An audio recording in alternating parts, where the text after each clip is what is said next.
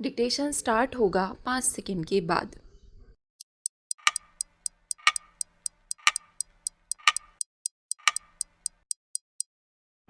महोदय, अब हमें आर्थिक चुनौतियों का डटकर मुकाबला करना है। हमें विकास की प्रक्रिया को अधिक तीव्र और व्यापक बनाना है ताकि भारत माता की कोई भी संतान भूखी ना रहे, बेघर ना रहे, बेरोजगार ना रहे, बेदवा ना रहे। हमें क्षेत्रीय और सामाजिक असंतुलनों को दूर करना है। हमें दलित, अनुसूचित जनजाति, पिछड़े वर्ग तथा अल्पसंख्यक बंधुओं को विकास की यात्रा में भागीदार बनाना है। इसलिए आइए हम सब मिलकर यह संकल्प करें कि इस दशक को हम विकास का दशक बनाएंगे। इस संकल्प को पूरा करने के लिए हमने निश्चय किया है कि हम अगले 10 वर्षों में भारत की प्रति व्यक्ति आय को दोगुना करेंगे। इस महत्वाकांक्षी संकल्प को साकार करने के लिए हमें अपनी अर्थव्यवस्था में अनेक महत्वपूर्ण सुधार लाने होंगे। साथ ही प्रशासन, न्यायपालिका, शिक्षा तथा अन्य क्षेत्रों में भी आवश्यक सुधार करने होंगे। सुधार समय की मांग है। उदाहरण के तौर पर पिछले 50 वर्षों में दुनिया भी बदली है और देश भी बदला है। विश्व भर में दूरगामी राजनीतिक और आर्थिक परिवर्तन हुए हैं। परिवर्तन की अनिवार्यता को प्रगति की दिशा में मोड़ने का ही अर्थ है सुधार। आर्थिक सुधार का अर्थ है सबके जीवन में सुधार। उदाहरण के तौर पर बिजली क्षेत्र में केंद्र और कई राज्यों द्वारा चलाए जाने वाले सुधारों से विद्युत बोर्डों का घाटा कम होगा, बिजली की चोरी रोकी जाएगी तथा उद्योग और रोजगार बढ़ाने के लिए पर्याप्त मात्रा में बिजली उपलब्ध की जा सकेगी। इसी तरह दूरसंचार के क्षेत्र में हम जो सुधार ला रहे हैं, इससे देश के सभी भागों में सस्ते से सस्ते दाम में टेलीफोन, मोबाइल फ़ोन तथा इंटरनेट की सुविधा उपलब्ध कराई जा सकेंगी। आर्थिक सुधारों को लेकर ना किसी के मन में गलतफहमी होगी और ना कोई डर। मुझे याद है कि हरित क्रांति के समय में भी कुछ लोगों ने ऐसे ही डर व्यक्त किए थे, जो बाद में निराधार साबित हुए। हमारी आर्थिक सुधार की परिकल्पना अपनी परिकल्पना है। हम जानते हैं कि लगभग सभी राजनीतिक दल समय समय पर केंद्र तथा अलग अलग राज्यों में और अलग अलग प्रकार से इस सुधार प्रक्रिया को अपनाते आ रहे हैं। मैं किसानों, मजदूरों, अन्य उत्पादकों और उद्योगपतियों के अलावा देश के तमाम बुद्धिजीवियों से भी यह आग्रह करता हूँ कि आर्थिक सुधारों के प्रति आम सहमति बनाने में योगदान दें। महोदय, इस संदर्भ में मैं देश के सभी केंद्रीय मजदूर संगठनों की विशेष रूप से सराहना करता हूँ। जब 3 दिन पहले मैं उनके नेताओं से मिला तो अत्यंत रचनात्मक वातावरण में हमारी बातचीत हुई।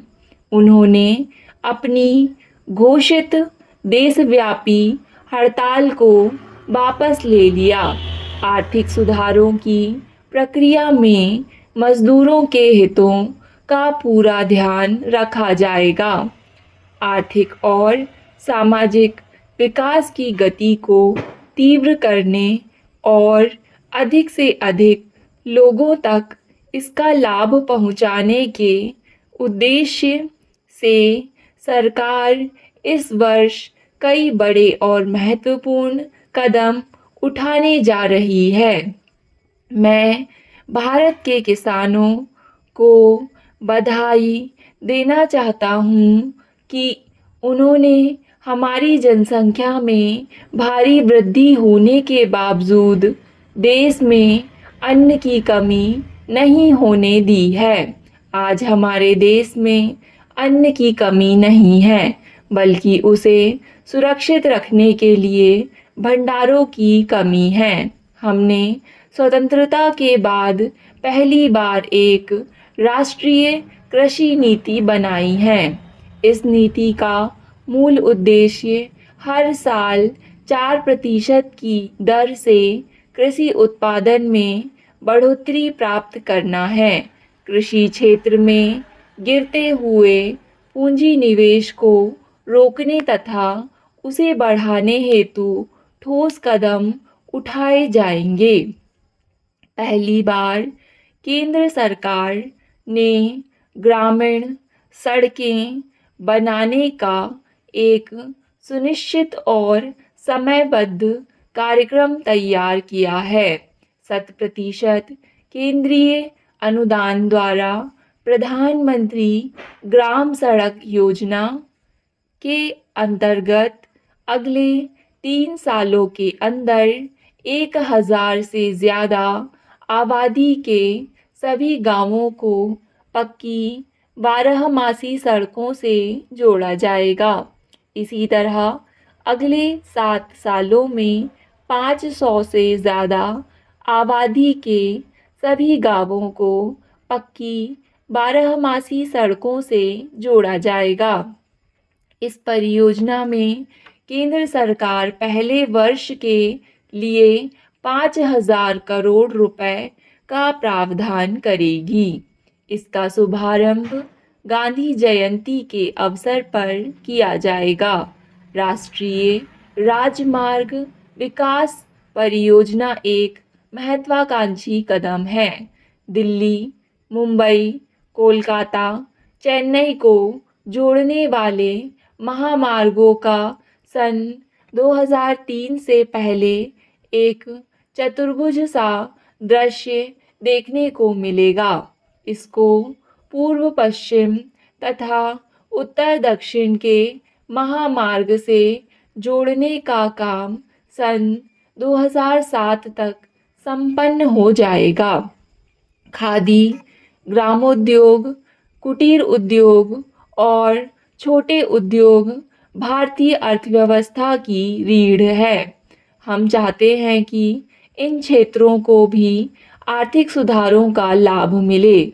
इसी माह 30 तारीख को कुटीर और छोटे उद्योगों का एक राष्ट्रीय सम्मेलन होने जा रहा है, जिसमें सरकार के अनेक महत्वपूर्ण निर्णयों की घोषणा की जाएगी।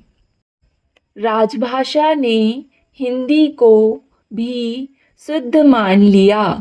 राजभाषा ने वर्तनी का सरलीकरण किया है।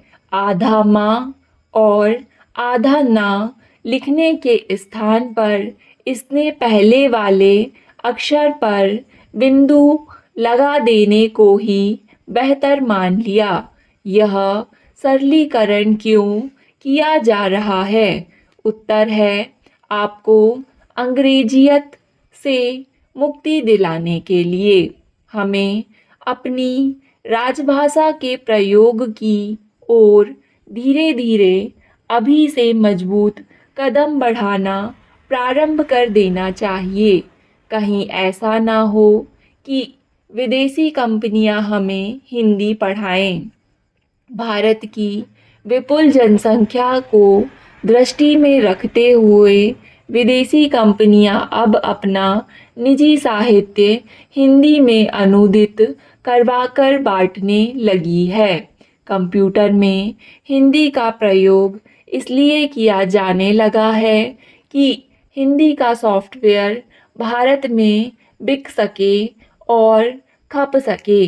पता नहीं हम अंग्रेजी सीखकर कहाँ जाना चाहते हैं, जबकि विदेशी हिंदी सीखकर यहाँ आना चाहते हैं। फादर कामिल बुल्के अंग्रेजी हिंदी कोश का निर्माण कर हमें लजा गए। भारतीय व्यक्ति जो काम ना कर सका, हीनता के ऊहापोह में रहा, वही काम एक विदेशी ने कर दिखाया। बुल्के साहिब हमसे अच्छी अंग्रेजी जानते थे, किंतु वे हीनता की भावना से ग्रसित नहीं थे। क्षेत्रीय भाषाओं का भी अध्ययन करते रहना चाहिए। स्टॉप।